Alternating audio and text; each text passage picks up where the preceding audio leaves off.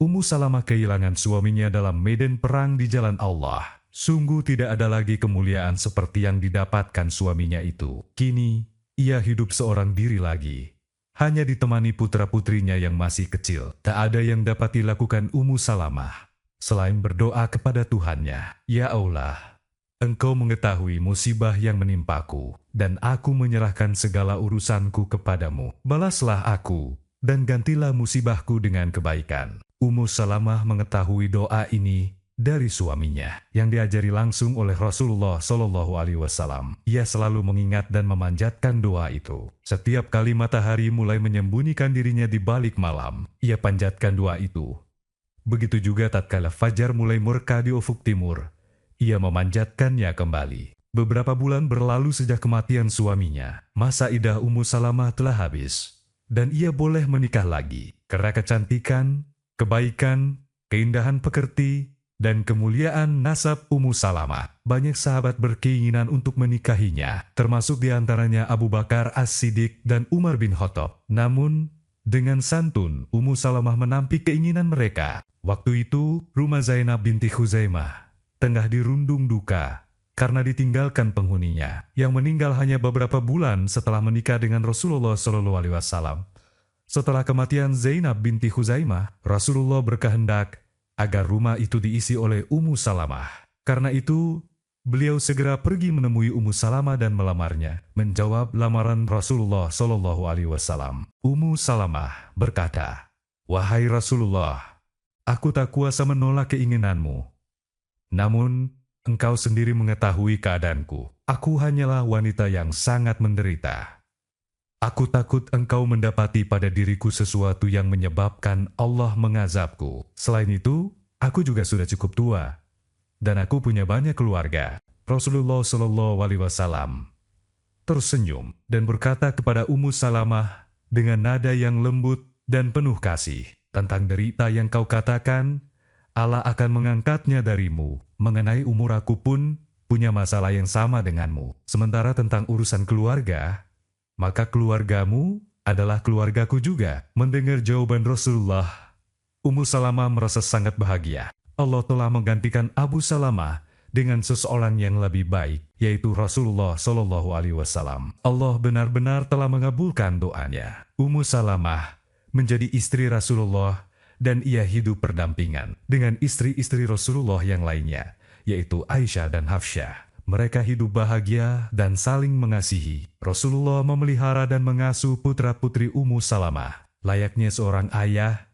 mengasuh putranya sendiri. Karena Ummu Salamah mengetahui kedudukan Aisyah dan Hafsyah di sisi Rasulullah SAW, ia tak ingin mengganggu hak-hak keduanya dan tak mau diistimewakan oleh Rasulullah SAW. Bahkan, ia sering memuliakan keduanya di hadapan Rasulullah SAW dan mengatakan perkataan yang baik tentang keduanya. Mereka adalah putri dua sahabat utama Rasulullah SAW, Abu Bakar As-Siddiq dan Umar bin Khattab, bahtera rumah tangga Rasulullah SAW. Berlayar dengan tenang, bahagia, dan diliputi cinta kasih. Tentu saja, bahtera itu dinakhodai oleh manusia paling utama, Muhammad Rasulullah SAW.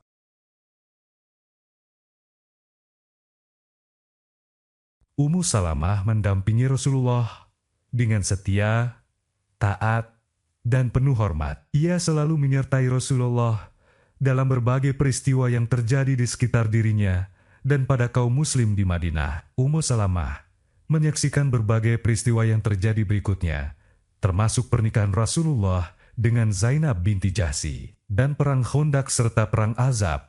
Ia mengetahui kedudukan kaum Yahudi di Madinah dan peristiwa yang terjadi kemudian kepada kaum Yahudi. Banyak muslimah turut serta dalam berbagai peristiwa penting itu, termasuk terjun dalam sejumlah peperangan dengan kemelanian dan semangat juang yang tak kalah dibandingkan kaum laki-laki. Ummu Salamah tidak melupakan keberanian yang ditunjukkan oleh Nasibah binti Ka'ab dalam perang Uhud, yang ketika mengetahui keadaan yang menimpa Rasulullah SAW, segera meletakkan tempat minumnya dan mengambil senjata melindungi Rasulullah.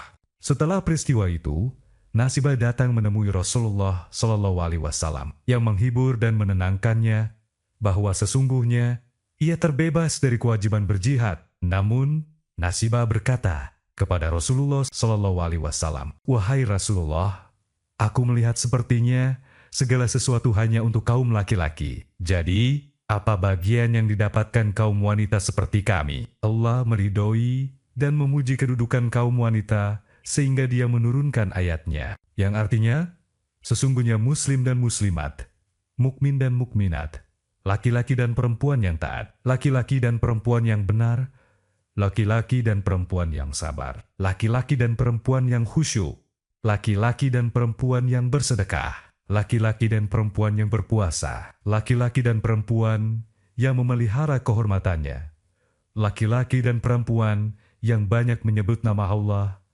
Allah telah menyediakan untuk mereka ampunan dan pahala yang besar. Surah Al-Ahzab 35. Dengan ayat ini, Rasulullah Shallallahu Alaihi Wasallam mempersamakan hak-hak dan kewajiban antara kaum muslim dan muslimah. Ayat ini menegaskan bahwa kaum wanita memiliki kewajiban untuk berjihad. Mereka dapat membawa senjata seperti para pejuang laki-laki. Al-Quran tidak memberi mereka keringanan dalam urusan ini. Karenanya, tak mengherankan jika kita mendapati dalam catatan sejarah, banyak wanita yang menerjunkan diri dalam medan perang, baik untuk mengobati pasukan yang terluka, memberi minum yang kehausan, maupun menenteng senjata melawan musuh-musuh Islam. Pada suatu hari, Ummu Salamah berkata kepada Rasulullah Shallallahu Alaihi Wasallam dengan nada yang lembut dan penuh kasih, "Wahai Rasulullah, kaum laki-laki pergi berperang, sedangkan kaum wanita tidak. Padahal kami juga mendapatkan separuh dari harta waris." Rasulullah Shallallahu Alaihi Wasallam tersenyum kepada Ummu Salamah. Tentu saja beliau menyadari bahwa pandangan Ummu Salamah itu mewakili pandangan muslimah lainnya. Ucapannya itu mewakili hasrat dan cita-cita kaum wanita lainnya. Tidak lama setelah itu, Allah menurunkan ayat Al-Quran yang artinya, "Dan janganlah kamu iri hati terhadap karunia yang telah dilebihkan Allah kepada sebagian kamu atas sebagian yang lain. Karena bagi laki-laki ada bagian dari apa yang mereka usahakan, dan bagi perempuan pun ada bagian dari apa yang mereka usahakan. Mohonlah kepada Allah sebagian dari karunia-Nya. Sungguh, Allah Maha mengetahui segala sesuatu, dan untuk masing-masing, laki-laki dan perempuan, kami telah menetapkan para ahli waris atas apa yang ditinggalkan oleh kedua orang tuanya dan karib kerabatnya, dan orang-orang yang kamu telah bersumpah setia dengan mereka, maka berikanlah kepada mereka bagiannya. Sungguh, Allah Maha menyaksikan segala sesuatu." Laki-laki itu pelindung bagi perempuan, karena Allah telah melebihkan sebagian mereka atas sebagian yang lain, dan karena mereka laki-laki telah memberikan nafkah dari hartanya, maka perempuan-perempuan yang saleh adalah mereka yang taat kepada Allah dan menjaga diri ketika suaminya tidak ada, karena Allah telah menjaga mereka. Perempuan-perempuan yang kamu khawatirkan akan nusyus, hendaklah kamu beri nasihat kepada mereka. Tinggalkanlah mereka di tempat tidur, dan pukullah mereka. Tetapi jika mereka menaatimu, maka janganlah kamu mencari-cari alasan untuk menyusahkannya. Sungguh, Allah Maha Tinggi, lagi Maha Besar. Surah An-Nisa ayat 32, 33, dan 34. Dengan ayat-ayat ini, Al-Quran menjelaskan hikmah mengenai berbagai hakikat yang menjadi hukum dan peraturan bagi kaum muslim. Hukum itu meliputi kewajiban dan tugas laki-laki sebagai penanggung jawab atas kaum wanita, dan hak wanita adalah diberi nafkah oleh kaum laki-laki. Dan mereka, laki-laki dan perempuan, punya hak serta kewajiban dengan konsekuensi balasannya masing-masing. Sejarah mencatat beberapa peran yang dimainkan oleh Ummu Salamah dalam lintasan sejarah umat Islam. Semua catatan itu menunjukkan kebijaksanaan, kecerdikan, serta pemahamannya yang luas mengenai karakter jiwa manusia. Pada tahun ke-6 Hijriah, Ummu Salamah menemani Rasulullah Shallallahu Alaihi Wasallam untuk melaksanakan umroh. Namun, kaum kafir Quraisy menahan kaum muslim di luar Makkah dan melarang mereka memasuki kota itu. Karenanya, pada tahun itu pula Rasulullah menggelar Baiat Ar-Ridwan dan menyepakati perjanjian Hudaibiyah dengan kaum kafir Quraisy. Ummu Salamah melakukan semua aktivitasnya karena didorong oleh kecintaannya yang besar kepada Allah, Rasulullah Shallallahu Alaihi Wasallam, Islam dan kaum Muslim. Ridho Allah dan Rasul-Nya menjadi landasan setiap langkah Ummu Salamah. Pada masa-masa itu, kaum kafir Quraisy semakin angkuh dan sombong. Mereka merasa lebih unggul karena menguasai Ka'bah. Dalam perjanjian Hudaibiyah, kaum Quraisy memaksakan poin-poin perjanjian yang sekilas tampak sangat merugikan pihak Islam. Di antara isi perjanjian itu menyebutkan bahwa siapa saja yang datang kepada Muhammad tanpa izin dari walinya, maka Muhammad harus mengembalikannya kepada mereka Quraisy. Sedangkan jika ada kaum muslim yang datang ke Quraisy, mereka tak harus mengembalikannya. Dengan cara itu, mereka menghendaki agar tidak ada penduduk Makkah lainnya yang masuk Islam. Dan sebaliknya, ingin agar kaum muslim kembali ke dalam kekafiran. Sebagian kaum muslim melihat bahwa isi perjanjian itu merugikan kedudukan mereka. Menyikapi hasil perjanjian ini, beberapa sahabat, termasuk Umar bin Khattab, merasa tidak puas dan mendatangi Abu Bakar. Mereka menuturkan kekecewaan mereka terhadap perjanjian tersebut.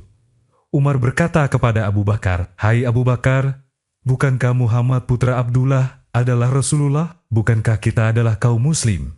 Bukankah mereka adalah kaum kafir?" Abu Bakar menjawab, "Engkau benar, Umar."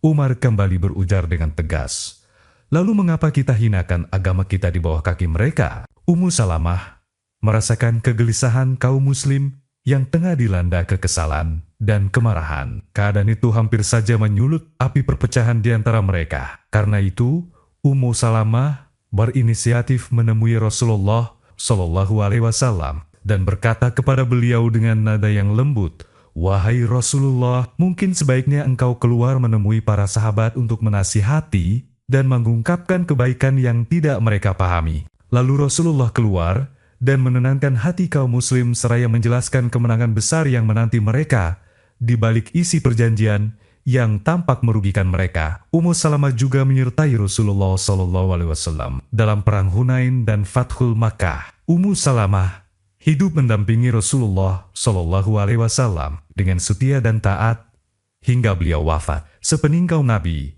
Ummu Salamah tetap dihormati dan dimuliakan oleh para khalifah dan kaum muslim. Ummu Salamah menepikan dirinya dari pertentangan yang terjadi di antara kaum muslim. Ia tidak mau ambil bagian mendukung salah satu pihak yang berseteru. Ia juga menolak ketika diajak oleh Aisyah untuk mendukung pihak yang menentang Ali bin Abi Thalib. Akhirnya, Allah berkehendak memanggil Ummu Salamah ke haribaannya. Ia wafat pada 59 Hijriah, ketika berusia 84 tahun. Semoga Allah merahmati Ummu Salamah. Hindun binti Abi Umayyah, sesuai dengan penderitaan yang dialaminya saat hijrah ke Abisinia dan ke Madinah Al-Munawwarah, serta sesuai dengan kesetiaan, ketaatan, dan ketundukannya kepada suaminya, Rasulullah Shallallahu Alaihi Wasallam.